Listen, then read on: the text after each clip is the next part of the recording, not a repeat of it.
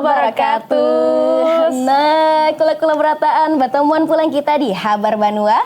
Jangan supan bahasa Banjar. Nah, ahad wayahini tetamu pulang kita lah di Habar Banua. Dan hari ini yang mengawani bubuhan pian ada Ulun Nita dan lawan jua Lydia. Nah, dimana kayak rajin jua Habar Banua ini kita menyampaikan habar yang terjadi semingguan ini di Banua kita Kalimantan Selatan. Nang habis ngitu jua nang kayak rajin karena kita mengundang narasumber nang dimana hari ini kita membahas soal apa aja? Nah, pembahasan atau tema yang akan kita angkat nih ini minggu ini tuh menarik banget Lydia. Karena ini membahas masalah rumah Banjar lawan juga tradisi bakal lotok. Nah, masihkah naik lotok? Masih kesiring. Awan kesiring aja, parak aja lo Lydia. Nah, tapi ujarnya tradisi bakal lotok ini zaman bahari itu jadi transportasi umum, jadi transportasi utama. Tapi kayaknya wayah ini sudah ada perubahan binanya lah. Nah, untuk tahu kayak apa perubahannya, karena kita akan bapandiran langsung lawan ahlinya. Bujur banar, kita takoni kayak apa gerang zaman bahari lawan zaman wahini. Lawan bujur banar kayaknya wahini bakalotakan itu orang memakai, orang banyak lah khususnya gasan berwisata kayak gitu. Sering perjalanan aja ya. Tapi kadang menutupi kemungkinan juga masih ada beberapa orang yang memang masih memakai klotok tuh gasan transportasi utama tuh tadi. Jadi kulalah habis ini kita itihi, tetap tonton terus, jangan kemana-mana, itihi kita di Habar Banua, jangan supan bahasa Banjar.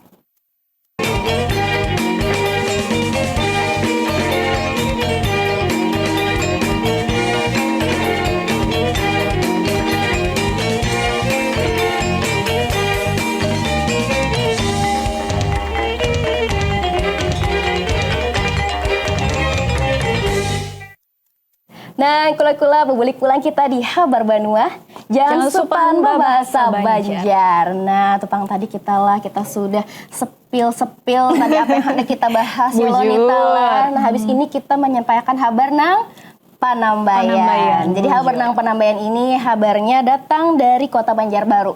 Nah, di mana habarnya di sini ada lebih 500 kejadian karhutla ujana. Aduh, banyaknya lah. Jadi habarnya di sini datang langsung dari Menko Polhukam.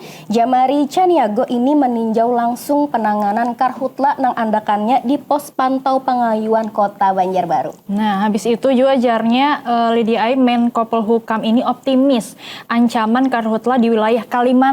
Kada cuma di Kalimantan Selatan nih, artinya lah di Kalimantan ini kawa lakas diatasi barakat kesiapan wan dukungan logistik sabaratan patugas di lapangan. Kayak apa informasinya langsung aja kita itihi sagan buhan pian.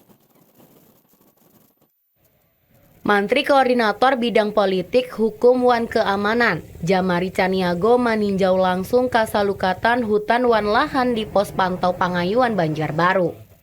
Pos nang ini jadi titik kedua paninjauan, imbah nang sabalumnya memantau wilayah Kalimantan Tengah. Menko Polhukam memadahakan dengan dukungan petugas gabungan serta fasilitas operasional di lapangan, proses memajah titik api terus dimaksimalkan. Selain memajahi di tabing, operasi modifikasi cuaca atau OMC juga disiapkan gasan maulah hujan buatan gasan langkah menangani lahan gambut. Kepala BPBD Kalimantan Selatan Roni Eka Saputra memadahakan, sampai wahini sudah ada 6 kabupaten kota nang menatapakan siaga karhutla dengan Kota Banjarbaru. Paling banyak kejadian. Bujur Damintu, Sidin memastikan karhutla masih terkendali. Menko Polhukam menghimbau masyarakat sekira saling peduli lawan lingkungan wan mengutamakan kepentingan bersama. Pananganan terpadu nang ini diharapkan kawa mengandalkan banyaknya titik api wan maampihi kabut asap di wilayah Kalimantan Selatan. Nah, nangka itu kulalah habarnya tuh tadi, semoga lakas pajah kan ada lagi titik-titik nang bertambah karena tepang tadi lah amunnya sudah karhutla nih ya banyak palak, banyak macam-macam, lalu ke kesehatan juga habis itu kita anak berkegiatan pun ngalih terbatas jadinya lah. Oke, nah dari informasi karhutla itu yang lagi rami juga wah ini, tapi ada yang lebih rami lagi Lydia. Ini nang rancak dikeluhakan warga pajah lampu. Iya, pajah lampu. Nah, jadi lo karena listrik nang pajah begantian nih di sejumlah wilayah Kota Banjarmasin, ternyata ujarnya ini membawa dampak nang signifikan gasan masyarakat termasuk PMI Kota Banjarmasin. Nah, bujur banar. Jadi habarnya di sini kulalah nih bujur kadang signifikan banar atas dampak mati listrik atau pajah lampunya nih kulaai. Tagal di sini pihak PMI ini terbeban dari bahasanya tuh operasional anggaran. Marga hitungannya kan di PMI itu ada labnya. Iya, bujur. Habis itu harus menjaga stok darahnya tujuan. Nah, jadi habarnya ini gara-gara ada pemakaian generator set atau genset kehajar orang tuh nang dimana harus gasan tetap manu kesediaan lampunya biar kada pajah. Nah, habis itu gara-gara itu kan jadi bahan bakarnya tuh double kan, harus lebih banyak. Jadi nang kayak apa habarnya kulalah kita itu basaman gasan buhan pian seberatan. Pelayanan di unit donor darah UDD PMI Kota Banjarmasin masih berjalan normal di tengah listrik nang pajah bagantian nang terjadi dalam beberapa hari terakhir. Hal ini, marga UDD PMI Banjarmasin sudah menyiapkan generator set atau genset sebagai sumber listrik cadangan, gasan upaya menjaga seberataan peralatan tetap beroperasi secara optimal. Meski pelayanan kalawan masyarakat kada mengalami gangguan, penggunaan genset selawas pemajahan listrik begiliran menyebabkan peningkatan biaya operasional gasan menukar bahan bakar gasan genset. UDD PMI Banjarmasin harus mengalokasikan anggaran tambahan gasan menukar bahan bakar sekira pasokan listrik tetap ada, terutama gasan menjaga suhu penyimpanan darah wan mengoperasikan berbagai alat laboratorium. Kalawan UDD PMI Kota Banjarmasin, Dr. Aulia Ramadan Supit memadahakan, dampak listrik nang pajah begiliran ini cukup ganal gasan UDD PMI Banjarmasin. Kada tunggal permasalahan anggaran, tagal juga berdampak gasan alat laboratorium. Pihak UDD PMI Kota Banjarmasin tetap mengupayakan gasan langkah antisipasi dengan memastikan genset selalu dalam kondisi siap pakai serta menjaga ketersediaan bahan bakar. PMI juga berharap sekira pihak PILIN kawalakas menuntungakan masalah listrik nang pajah begiliran nang ini. Nang maulah masyarakat Kota Banjarmasin pusang dalam beberapa hari terakhir nang ini. Nah, sekalinya seberataan pusang lah lawan pajah listriknya Lydia lah. Kada masyarakat nang UMKM aja istilahnya membutuhkan, PMI juga ternyata butuh banar kayak gitu. Apalagi stok darah lamun ya sampai pajah listriknya kayak pakai berpengaruh pasti lawan darah itu tadi lah. Oke, nah kula-kula berataan lah imbah ini ada juga kabar yang anak kami sampaikan. Mendengarlah tentang kabar proyek kereta di Banua.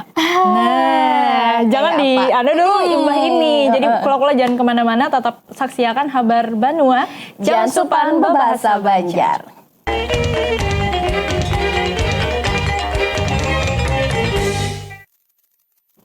Nah, kula-kula berataan babulik pulang kita di Habar Banua. Jangan supan bebahasa Banjar. Nah, kula kita tadi dibuka lawan habar apa jar habarnya tadi soal kereta api lah. Nah, banar dah dihadangi Lydia. Banar. Jadi habarnya di sini ada kisah lanjutnya lagi kula. Jadi di sini habarnya langsung aja kita bacakan kula. Di sini habarnya datang mantan Ketua DPRD Kalimantan Selatan Supian Haka yang mengapresiasi kunjungan kerja Wan Rakor dari Menko Polkam Jamari Caniago lawan pemerintah Wan Porkopimda Kalimantan Selatan. Nah, jadi dalam forum nang ini Supian Haka menyampaikan kelanjutan rencana proyek kereta api Matan Tabalong sampai ke kota Banjarmasin wan juga Kalimantan Tengah. Tembus sampai ke sana. Nah, mudahan karena tembus juga sampai ke Kalimantan lain ya kalau jadi keliling Kalimantan tuh nyaman kita berkereta aja. Jadi kada tak kaji habar kayak pegerang bentukannya kereta tuh. Jadi nang kayak apa habarnya kulalah kita itu bersamaan gasan buhan pian seberatan. Menko Polkam Republik Indonesia, Jamari Caniago, melakukan rapat koordinasi kalawan pemerintah provinsi One Forum Koordinasi Pimpinan Daerah Kalimantan Selatan terkait penanganan karhutla wan sejumlah hal dalam kaitan daerah. Kunjungan Menko Polkam ke Kalimantan Selatan merupakan rangkaian matan kunjungan yang sama di Kalimantan Tengah. Ujar Ketua DPRD Kalimantan Selatan, Supian Haka, rakor ini penting dalam memastikan sinergi antara pemerintah pusat wan daerah, kada tunggal penanganan karhutlah haja, tetapi juga program-program pembangunan. Salah satu yang kembali disampaikan menurut Supian Haka, terkait kelanjutan rencana proyek kereta api yang menghubungkan Tabalong ke Banjarmasin, wan Kalimantan Tengah, sebagai penghubung Kalimantan. Rencana pembangunan jalur kereta api lintas Kalimantan yang ini sudah lawas mengeluar. Hal ini jadi bagian dalam upaya menghubungkan antar wilayah di Pulau Kalimantan.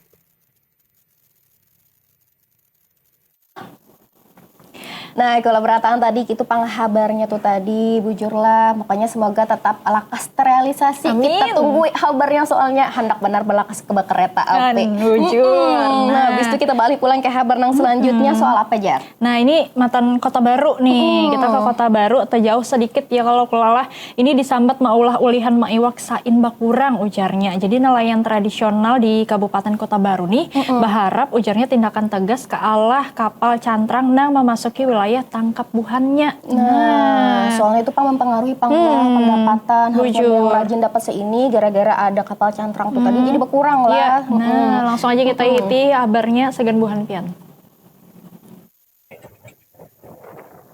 Nelayan tradisional di Kabupaten Kota Baru mengeluhkan masuknya kapal cantrang ke wilayah tangkap buhannya.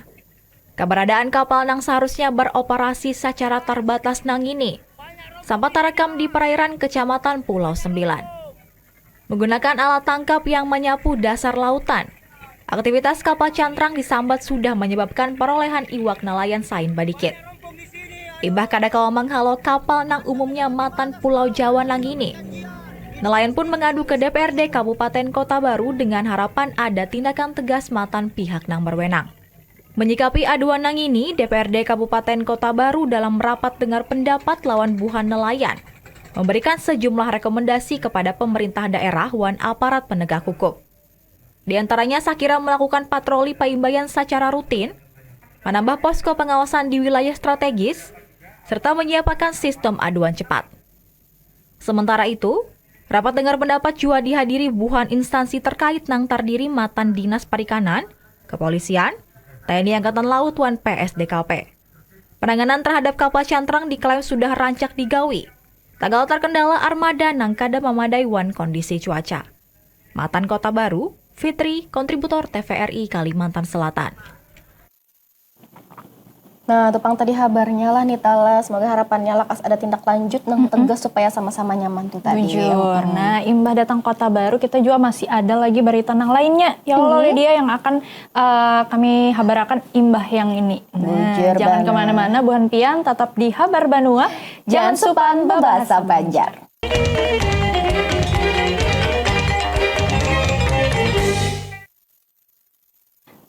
Oke, kula-kula seberataan, babulik pulang, buhan pian menyaksikan Habar Banua. Tadi sudah ada beberapa ya kalau Lydia yang kita sampaikan berita-berita menarik semingguan ini. Ini ada pulang kelanjutannya. Nah, berita yang selanjutnya ini pemirsa tentang izin hutan. Nah, jadi kabarnya ini tentang pengelolaan hutan dari swasta yang terkait lawan karbon di Kalimantan Selatan ini izinnya nih kabarnya lah pacang dicabut. Nah, kenapa jadi cabut Jar? Jadi ujarnya apabila nih pengelola ini kada menggawi pelaporan lawan juga aktivitasnya di Kalimantan Selatan itu bakalan dicabut izinnya. Nah, jadi disuruh menggawi pelaporannya nih ya lo supaya izinnya kada dicabut. Nah, kayak apa informasinya langsung aja kita itihi sagan buan pian sabarataan.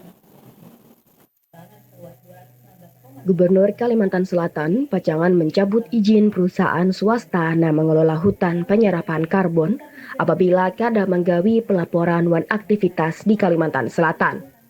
Ujar Muhyiddin, dengan dicabutnya izin, hutan yang dikelola swasta nang kadada aktivitasnya pacangan dikelola pemerintah Provinsi Kalimantan Selatan supaya bermanfaat gasan pemasukan pemerintah Provinsi Kalimantan Selatan. Selain itu, Gubernur Muhyiddin juga meminta sekira ada penanaman pohon gasan tanaman yang menghasilkan gasan menambah pendapatan pemerintah wan bermanfaat kesan masyarakat Kalimantan Selatan. Sementara itu, Kepala Dinas Kehutanan Provinsi Kalimantan Selatan menyatakan maula beselai terkait hutan penyerap karbon, gasan dilaporkan ke Mantri Kehutanan Sakira kawa kulihan lembaga donor nang kawa membantu hutan di Kalimantan Selatan. Dengan pengelolaan hutan yang berkelanjutan, diharapkan hutan Kalimantan Selatan lebih bermanfaat gasan masyarakat Kalimantan Selatan. Nah, itu tadi kula lah kabarnya tindakan tegas amun kadang mau olah pelaporan. Jadi memang sabarataan apa yang dikelola di wilayah Kalimantan Selatan nih harus ada pelaporannya. Nah, Bujur itu benar. supaya kau berkelanjutan juga ya kalau. Nah, biar itu. sama taharagunya tuh tadi. Bujur. Nah, abis ini kita beralih pulang ke kabar nang selanjutnya. Ini soal apa guys? Ini kalau tadi pengelolaan hutan ya kalau nang ini pengelolaan ratik pulang. Tapi nang ini tenyaman pengelolaan ratik kalau jadi bahan pokok. Oh, namanya. Jadi kalau ini pengelolaan ratik nang bakal lanjutan ini ternyata memerlukan dukungan berataan pihak. Nah, ya lo. Jadi kawa nih bubuhan pian ya lo mengumpulkan ratik. Iya. Mbah itu dihurupakan ratiknya jadi bahan pokok banyak yang diketujui masyarakat. Bujur benar. Jadi daripada ratiknya terbuang sia-sia, baik kita kumpulkan, kita hurupi jadi bahan pokok tuh tadi. Lumayan juga kita gratis kan kula ay. Jadi nang kayak apa kabarnya kula lah kita iti bersamaan gasan buhan pian subratan. Bahurup ratik menjadi bahan pokok banyak diketujui bubuhan warga. Gubernur Kalimantan Selatan Haji Muhyiddin memadahkan, sekira program bahurup ratik menjadi bahan pokok ngini kawa digawi batarusan. Kesadaran masyarakat memilah ratik matan rumah diharapkan sasain meningkat sehingga ratik nang kawa didaur ulang, kawa dihurupakan lawan bahan pokok. Sedangkan ratik nang dibuang hanya residu atau ratik nang dasar kada kawa didaur ulang.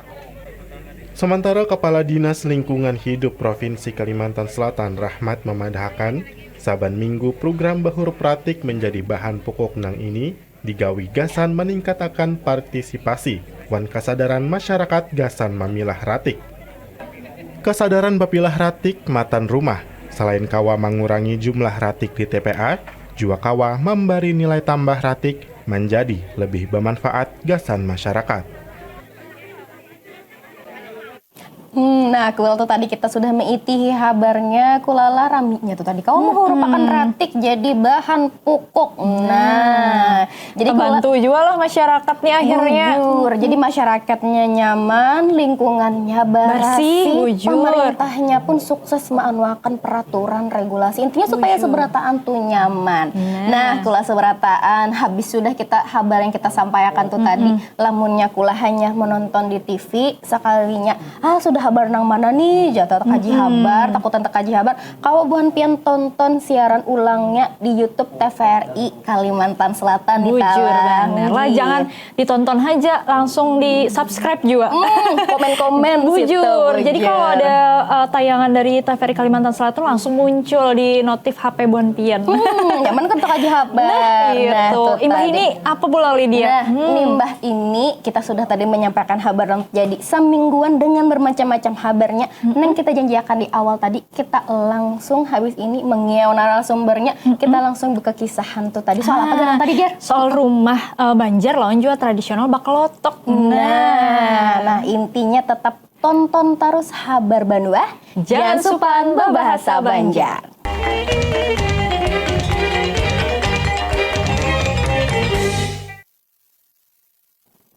Nah, kula-kula beratan, babulik pulang kita di Habar Banua. Jangan supan berbahasa Banjar. Nah, kula tadi kita sudah menyampaikan kabar yang terjadi semingguan ini di Banua kita yang tercinta Kalimantan Selatan. Bujur. Lamunnya kula menonton sekalinya, nah sudah bepandiran mana kabarnya. Nah, kena puan pian kawak menonton langsung di YouTube TVRI Kalimantan Selatan. Ada kawak kena pian tonton. Jadi kada tekaji kabar. Bujur. Kalau yang wayah ini kau juga ya lo lihat ini karena live langsung live streaming. Bujur, bujur benar. Jadi kula kita sudah sudah menyampaikan tuh tadi, nang kayak dijanji di awal kini kita mengundang narasumber nang di mana hari ini kita membahas soal rumah Banjar dan tradisi Bakalotok yang di mana tuh sudah jadi satu kesatuan rumah orang Banjar dengan yang ada lantingnya, yang hubungan tinggi, habis itu kelotoknya, gasan alat transportasinya tuh tadi.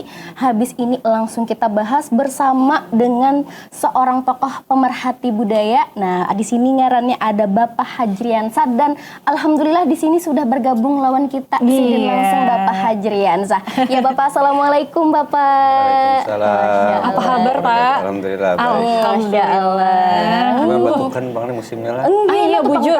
Anu lo gara-gara kebakaran nih mempengaruhi juga Nambah kemarau juga. Iya kemarau. Nah, tukang tadi tuh lah kesini pun tadi palak juga gara-gara ada beberapa titik kebakaran pala tuh tadi. Tapi Pian alhamdulillah Alhamdulillah sehat aja Pak. Batuk-batuk sedikit. Batuk sedikit, garu-garu sedikit gak apa-apa ya Allah Pak.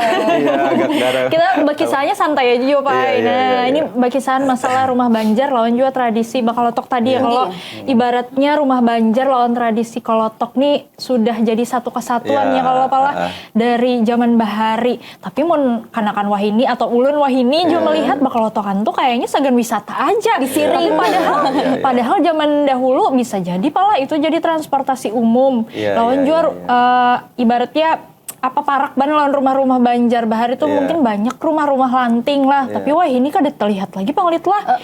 Dan rata-rata Di setahu pinggiran mungkin bisa ada, mungkin lah. rumah-rumah tuh yang bahari menghadap ke sungai, wah ini sudah membelakangi Membelakangi sungai Pak. ibaratnya. betul. Nah kalau melihat perubahan nang zaman bahari lawan wahini itu kayak apa? Kisah awal mulanya nih Pak. Iya, yang pasti memang perubahan itu kada pastilah ada mungkin kada. Jadi kalau dulu masyarakat kita ini orang Banjar ini orang sungai gitulah. Karena rumah-rumahnya menghadap sungai. Jalanan utamanya itu ya sungai. Sementara jalan-jalan daratnya mungkin hanya berkembang imbah Belanda membangun jalan kayak gitulah, atau sesudah masa kemerdekaan membangun jalan tuh makin Pesat. makin pesat lah, makin inilah. Kalau dulu memang kita tadi rumah orang Banjar itu menghadap sungai dan pasti kemudian karenanya di sungai itu alat transportasinya ya diantaranya perahu atau jukung kita menyebut, atau sesudah ada teknologi mesin tempel itu mesin klotok gitu. Nah, kita sebut itu klotok. hanya klotok. Klotok karena kayak mesin diesel. Itu juga awal mulanya ngaran klotok tuh karena mesinnya berbunyi. Nah, asalnya kan jukung namanya kan. Jukung lah kita menyebutnya. Kalau jukung berarti manual aja Kalau masih. jukung bakayu manual. pakai tenaga manusia. Tapi sesudah tahun mungkin 40 atau 50-an sesudah kemerdekaan masuk mesin diesel itulah ke wadah kita. Nah, mulai rame pakai mesin dan itu lebih memudahkan loh. Lebih Hari cepat lucut juga. juga kita bakayu.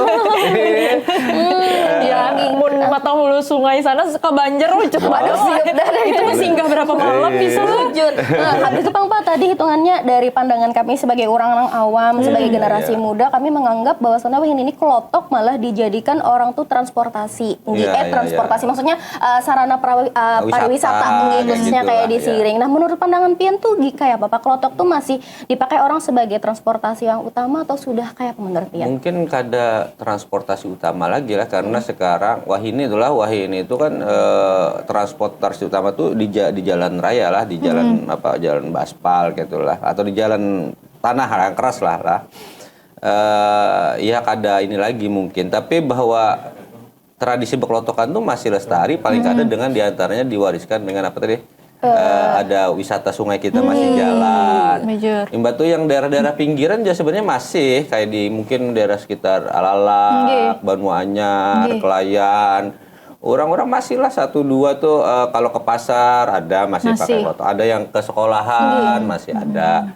Yang bahasanya itu kayak betaksi sungai lah masih ada. Masih ada. Termasuk nang ke wilayah hulu sungai sana kan masih ada. Cuman memang pasti ada sebanyak dulu lagi. Kalau dulu mungkin jumlahnya ratusan, hari ini paling mungkin puluhan, itu sudah bagus kayak gitulah. Dan masih produksinya pun masih kita kan tahu misal di Pulau Suwangi itu masih loh produksi perahu itu masih. Artinya itu tandanya bahwa itu kebutuhan masih ada kayak gitu lah, kebutuhan masih lestari kayak gitu. Nah, walaupun klotok masih ada kayak dulu lagi, kalau dulu transportasi utama, sekarang jadi bagian dari Pariwisata. kayak gitu. Tapi ada juga kabarnya semalam Lidi Ai, lon Pak Hajri Ai, menggunakan klotok nih Sagan antar MBG sekalinya.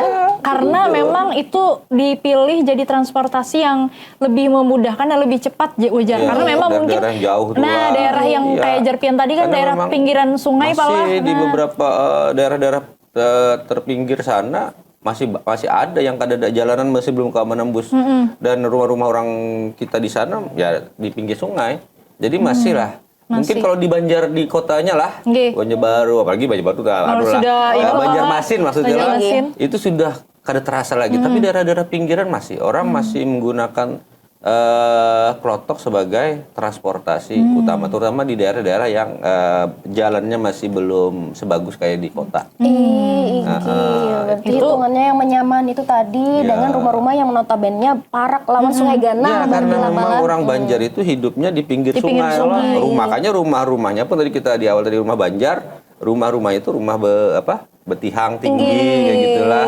belanting.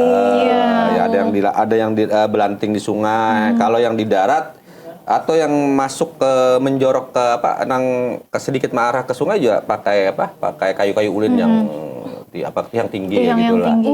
Iya. Artinya berarti kalau misalkan klotok aja lah jukung ibaratnya kada sebanyak bahari, walaupun sekarang masih digunakan malah mempengaruhi juga lawan orang-orang yang berumah di pinggir sungai lah Pak. Artinya orang sudah mungkin beralih kayak gitu kah, kada mau lagi berumah di sungai atau kada banyak lagi kayak bahari kayak. Pastilah. Wah, ini apalagi ada perumahan banyak lah, makin ke tengah ke daratan kayak gitulah. Tapi masih banyak sebujurnya rumah-rumah orang Banjar yang berada di tepian sungai, kayak daerah-daerah, terutama daerah-daerah yang lumayan tuha lah, Win, Alalak, Benua Anyar, Kelayan, Pekauman. Nang parak Sungai Ganal tuh tadi lah. Itu karena sungai Banjarmasin ini kan dibelah oleh Sungai Matapura. Sungai Matapura tuh pulangnya bisa cabang, anak cabangnya sampai ke handil-handil mana gitu kan, sampai ke tatah-tatah mana masuk-masuk, dan itu masih efektif lah menggunakan klotok, masih menggunakan perahu kayak gitu lah. Wah, ini hitungannya berarti dapat fenomena hanyar, lalu nih ulun jadi ada petakunan lagi. Wah, ini kan lebih banyak notabene rumah-rumah ini mengarah ke jalan aspal. Habis itu rumah-rumah dibangun di daerah yang hitungannya memaraki menjauhi sungai bahasanya. Sedangkan rumah-rumah yang hitungannya menjauhi sungai inya makainya kendaraan. Jadi otomatis penggunaan klotok atau apa tuh tadi jukung tadi ini berkurang.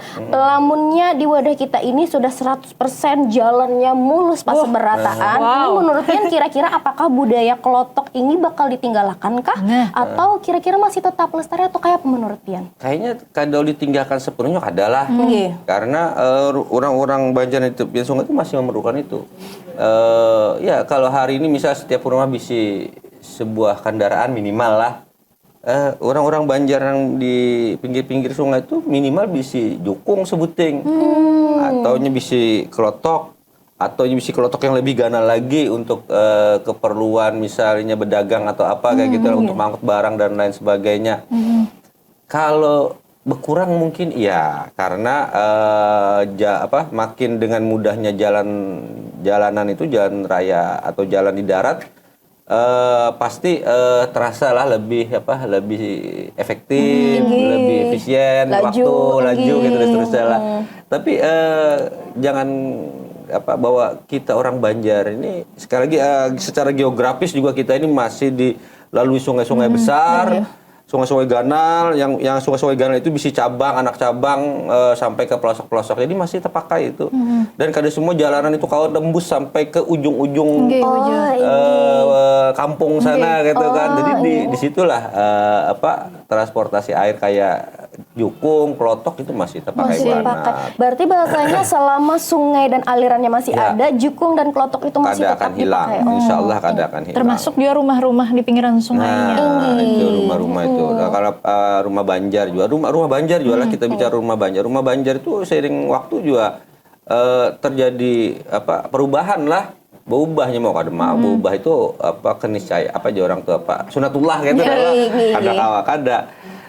Tapi bahwa orang tua kita bahari membangun arsitektur rumah Banjar yang kayak itu tuh nang tradisional kayak itu tuh tentu dengan kebijaksanaan lah.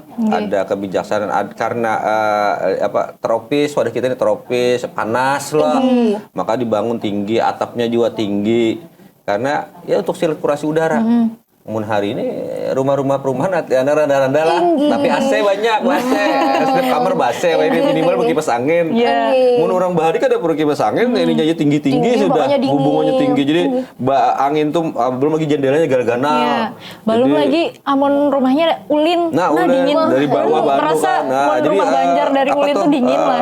Angin tuh dari si sela-sela, dari bawah naik ke atas sirkulasinya, jadi nyaman.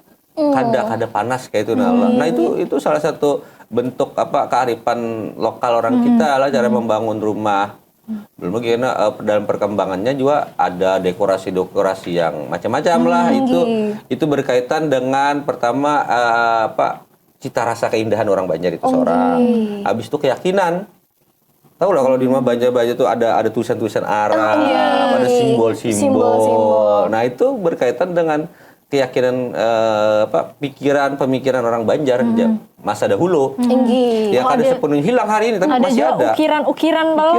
Ukiran itu Banjar. kada sebatas dekorasi, tapi ada makna, ada maksud. Ya, kepercayaan orang-orang. Ya, kenapa pakai kaligrafi ya supaya ada aman, rasa aman. Apa kalau pakai ada kaligrafi Muhammad aja supaya dinginan dalam rumah, kada orang rumah tuh kada panasan gitu dan lain-lain banyak tuh simbol-simbol di rumah orang Banjar bahari. Ada wah ini kita kan makin simpel makin minimalis ini minimalis. Nah, orang kita bahari ketujuh berdekor itu. Nah, itu tadi soal hitungannya rumah Banjar dengan segala macam makna filosofisnya nang hitungannya itu bekas peninggalan budaya orang Banjar. Sedangkan wayah ini pala banyak orang-orang khususnya developer perumahan yang menyediakan rumah itu banyak meninggalkan hitungannya desain rumah Banjar tuh ditinggal Pak. Banyak makanya tadi pian sambat rumahnya minimalis, halus, randa. Nah wayah ini menurut pandangan pian kayak apa? Apakah rumah Banjar tuh semakin lawas akan semakin ditinggalkan orang atau kayak apa Pak? Soalnya kan wah ini orang mungkin melihat dari faktor ekonomi juga menyanak membangun rumah, apalagi rumah Banjar tuh ulin, larang. Habis itu ulinnya pun semakin ngalir. Jadi itu menurut pian kayak apa nih soal eksistensi orang Banjar, rumah Banjar tuh tadi? Iya, pertama ada banyak hal lah. Pertama mungkin dari sisi fungsional. Kedua dari sisi kemudahan lah, maksudnya mahal biayanya, larang membangunnya, jadi itu juga mempengaruhi. Terus kemudian juga tren cita rasa artistik orang Banjar itu kan sangat dipengaruhi oleh pertama keyakinannya, pemahamannya juga apa yang datang dari luar. Ini kalau perumahan tuh ada model apa ya, Mediterranean, gitu Skandinavia.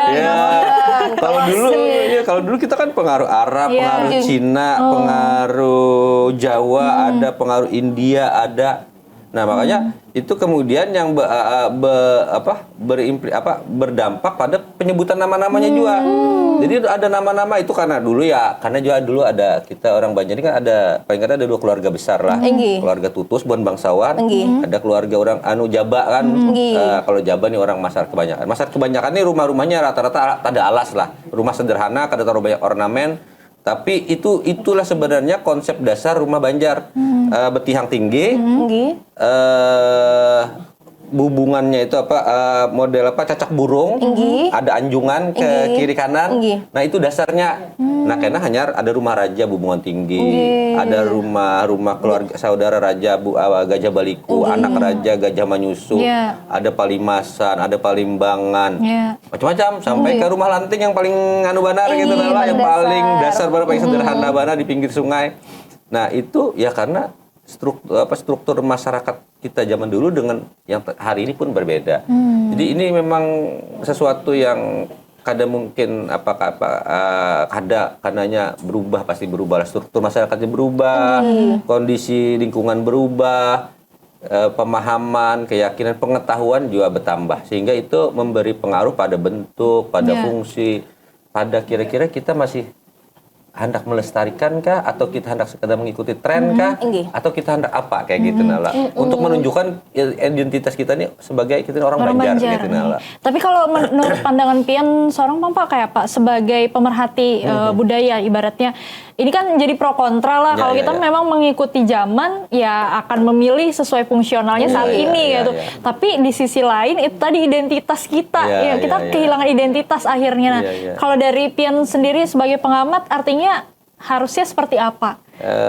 Kalau lu ini masih yakin lah bahwa kita ini masih merasa sebagai orang Banjar itu pasti ada rasa kepedulian, hendak merawat, hendak menjaga, hendak melestarikan. Itu pasti ada. Tapi memang kita kadang bisa juga menolak bahwa kebanyakan masyarakat ya karena alasan dana, alasan juga tren dan lain sebagainya itu berubah. Tapi pasti akan ada yang masih merawat, ada yang menjaga, atau minimal mengadaptasi lah. Mungkin modelnya gaya-gaya hari ini minimalis, tapi karena dibuatinya ada ornamen-ornamennya. Kayak kada meninggalkan bujur jamangnya masih ada, mungkin alam jalalahnya masih diandak di situ. Taritisannya masih pakai misal gigi haruan dan lain sebagainya. Itu bentuk khas rumah Banjar atau antara kita berubah dengan kita masih hendak menjaga kita transformasi dan jalan tengah lah, jalan tengah antara modernitas dengan tradisi kita untuk menjaga identitas kita sebagai orang Banjar. Itu tadi soal rumah Banjar tuh tadi dengan segala macam faktornya dan eksistensinya di zaman wayah ini. Lamun pai habis ini ada hendak lalu satu mat tinggi. Jadi kulai hendak ada yang lalu satu man. Tetap tonton terus Habar Banua, jangan supan bahasa Banjar.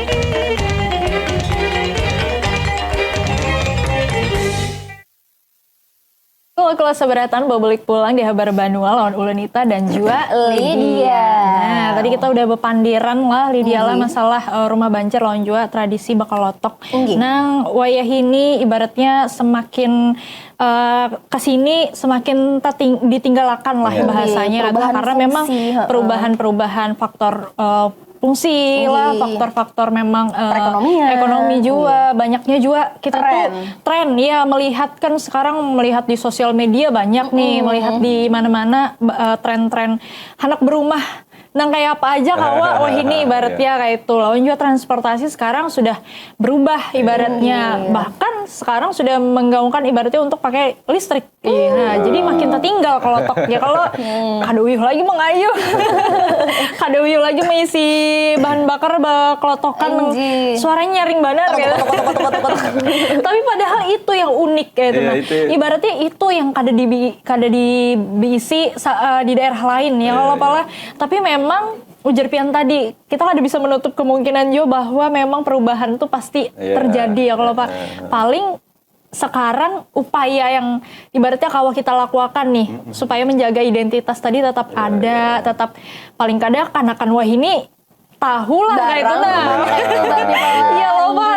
Jangan sampai kanakan wah ini tuh juga kada tahu di rumah Banjar tuh kayak tadi banyak ternyata jenis-jenisnya dari zaman bahari lah ibaratnya karena strata sosial akhirnya mempengaruhi bentuk rumah-rumah Banjar kayak apa. Nah, upaya yang ibaratnya Pian sebagai pemerhati budaya yang bisa dilakukan tuh apa Pak? Yang bagi kami sebagai anak muda ataupun juga pemerintah dan lain sebagainya. Kalau anak-anak sekolah mungkin itu peran para guru besar lah.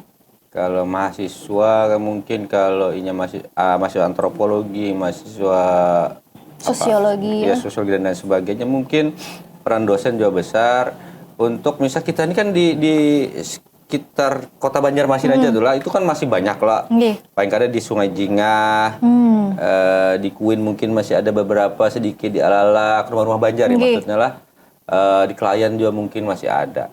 Nah itu bisa menjadi semacam laboratorium hidup lah atau berkunjangan membawa ikan-ikan lah atau kita pun gak ada masalah kalau kita punya ketertarikan biasanya kayak ulun dulu misal waktu ada penelitian tentang yang berkaitan dengan Rumah Banjar ini. Ulun di kawan ada kawan yang memangnya pegiat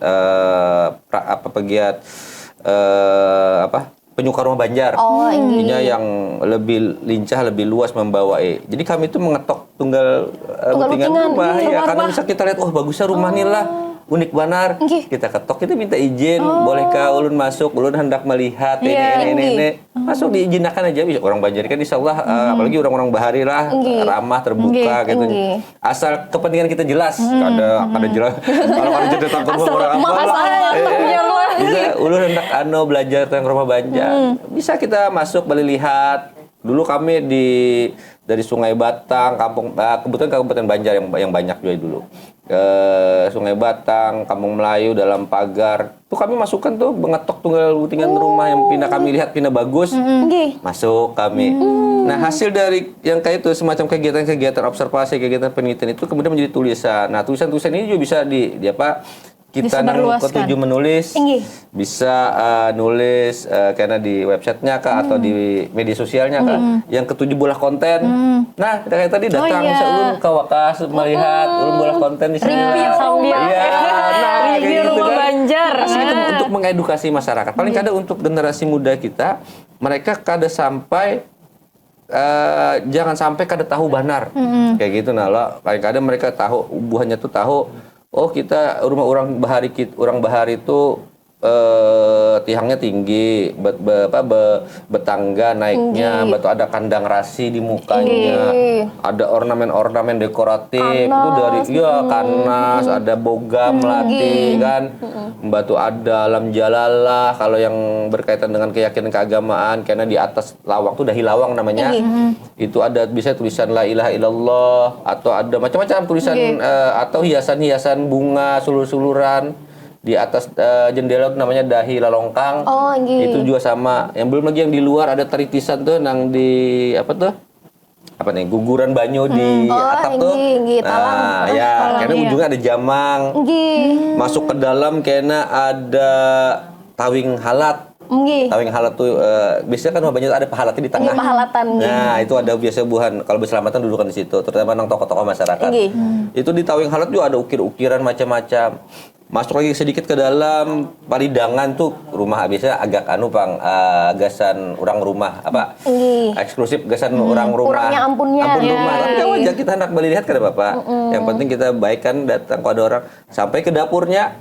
Nah, ornamennya banyak, struktur bagian-bagian rumahnya itu simetris, jelas, terbagi, dan kemudian ada fungsi-fungsinya itu, kayak dari dari hambin, dari serambi itulah teras hambin. Habis itu pertama dari dari halaman naik betangga ke melewati kandang rasi ke hambin, naik ke masuk ke dalam, ruang tamu lah. Ya, itu biasa kalau yang rumah raja ada level-levelnya lagi tuh, 3 level bahkan. Tapi kalau rumah orang Banjar kebanyakan langsung masuk ke ruang tengah, di situ ada tawing halat. Di belakang tawing halat ruang keluarga, di belakang ruang keluarga ada dapur. WC orang Bahari di luar. Nah, orang Bahari kan di dalam gitu. Berarti hitungannya filosofi Rumah Banjar itu semakin dalam itu semakin privasi kan? Privasinya makin ini. Dan kenapa WC di luar? Karena orang Bahari memandang misal WC itu kan wadah membuang kotoran lah, buang kotoran di luar kayak gitu. Nah, jangan di dalam rumah. Ya itu bentuk-bentuk simbolik lah. Itu bisa dikenalkan. Tadi kalau guru bisa ngajak berkunjangan membawa siswanya, dosen kayak itu. Yang ketujuh bola konten bisa review. Yang ketujuh nulis bisa nulis kita dan lain tuh sebagainya. Terpatok lawan men-share konten misalnya tentang makanan Banjar aja kebanyakan lah, tapi kayak bangunan artistik dan lain sebagainya tuh agak kurang. Mungkin memang Tapi mungkin juga karena ngalih kapa mencari mungkin orang rumahnya seorang bisa kada tahu juga bisa juga jadi lah, karena kan ini sudah generasi keberapa loh yang jangan diingat lagi apa ini Bahari dibangun, yang membangun kainya atau datunya. Nah, tapi kan sudah ada catatan-catatannya lah di buku-buku tuh. Nah, mungkin kalau kita hendak sebelum observasi kita baca bukunya dulu lah, atau di internet sudah ada lah. Iya. Ini namanya. Nah, coba kita langsung ke lokasi yang mana namanya Palidangan, yang mana namanya Tawing Layar, yang mana Tawing Halat, dan seterusnya. Itu masih ada lah Pak, kalau di Banjar Sorong Bang, ada lah masih rumah-rumah Banjar yang masih kita datangi, bentuknya masih sama lah ibaratnya. Masih ada Pak. Masih asli lah. Yang masih asli banyak di Sungai Jingah terutama. Itu kan suatu kayak sepanjangan itu kan banyak rumah-rumah Tukala. Belum lagi kalau kita masuk ke agak ke Kuin, ke Alalak, ya mungkin yang di pinggir-pinggir jalan sudah kada tapi kelihatan, tapi agak ke dalam-dalam masih. Atau di misal Sungai Mesa, itu masih ada. Jadi kampung-kampung orang Banjar Bahari masih, walaupun mungkin sudah ada yang renovasi. Bagian-bagian utamanya itu sudah ada yang hancur, ornamennya sudah hilang, ininya hilang dan seterusnya. Tapi paling kadang struktur utama itu masih ada. Habis itu Pak, amunnya kita hendak maitihi atau belajar dulu literasinya kemana Pak? Mungkin ada di perpustakaan atau apa? Nah itu kan tadi ulun bertakon kemana kita munnya hendak belajar itu, misalnya ada penelitian kemana? Habis itu harapan Bapak soal budaya rumah Banjar dan tradisi klotok ini Pak. 2 patakunan langsung. Pertama, kajian-kajian tentang itu sudah banyak, terutama kalau yang paling awal itu ada bukunya Pak Samsyar Seman dan Pak Irhamna, judulnya Arsitektur Tradisional Rumah Banjar. Itu tadi buku. Habis itu ada penelitian-penelitian di Unlam juga ada beberapa. Itu kita bisa cek di googling di Google Scholar atau Google Cendekia itu ada. Atau tulisan-tulisan pendek di web-web tertentu itu ada. Atau nyaman. kita Wikipedia aja coba bisa ada. Ada di situ. Yang umum lah. Yang umum. Nah, karena kalau yang spesifik, karena kita memang harus baca bukunya atau harus bertakun ke orang yang ahli. Kayak pian Bang ya Allah. Tapi kalau sudah bertakun, baiknya kita habis itu kalau kasih langsung kunjungan. Kalau kadang kita kata jadi kepala aja apa disambat kadang kita dapat gambarannya malah. Kita memang harus melihat langsung. Nah, itu peran guru atau orang-orang yang punya ketertarikan, punya minat di wilayah situ, ini sangat diharapkan untuk paling kadang mengedukasi, mensosialisasikan ke masyarakat. Siapa tuh ada yang hendak juga siap. Itu tadi. Nah, batu buku kunjangan tuh juga bawa ke yang guru, bawa ke kanakan, bawa kunjangan pelotokan, dosen-dosen. Buat kegiatan piknik namanya? Studi banding, studi banding, wira, apa kayak gitu lah. Menarik minat tadi Pak. Itu tadinya langsung kita belajar. Coba rasakan kayak apa rasanya di sungai orang-orang Tuhan kita bahari gitu. Nah, goyang-goyang lah. Sagan ide ya. Terakhir berarti harapan tadi. Itu harapannya sudah tadi. Gasan studi tour, langsung tokoh-tokohnya tadi belajar literasi. Intinya ini keterbukaan informasi itu banyak aja Pak. Kalinya Pak Ai habis sudah waktu Bapak Ai kadang asal habis pemandiran sudah lah ya. Itu Bang tadi Bapak terima kasih banyak sudah datang ke Habar Banua. Sama-sama sudah diundang ke sini. Minta rela amunnya pinata salah kata Pala. Sama-sama. Terima kasih. Ini langsung kita berkunjangan. Langsung kita belajar Pala. Nah, ulah seberatan untuk Bang tadi sudah pada keasaan sekalinya habis kita waktu padahal masih ada lagi yang hendak kita tetakonakan kena tunggu di episode Habar Banua nang selanjutnya. Akhir kata ulun Lydia Agustina mohon izin pamit undur diri. Dan ulun Nita Aprilia juga undur diri dari hadapan Bubuhan Pian Sabarataan. Jangan kada ingat terus saksiakan Habar Banua setiap Ahad ya kalau jam 5 sore. Bujur benar. Nah, lawan kula enang hari ini kita baju nang bagus-bagus nih kita disponsori langsung oleh Sasirangan Premium Najwa. Jadi akhir kata langsung aja kami tutup. Wabillahi taufik wal hidayah. Wassalamualaikum warahmatullahi wabarakatuh. Habar Banua. Jangan supan bahasa Banjar.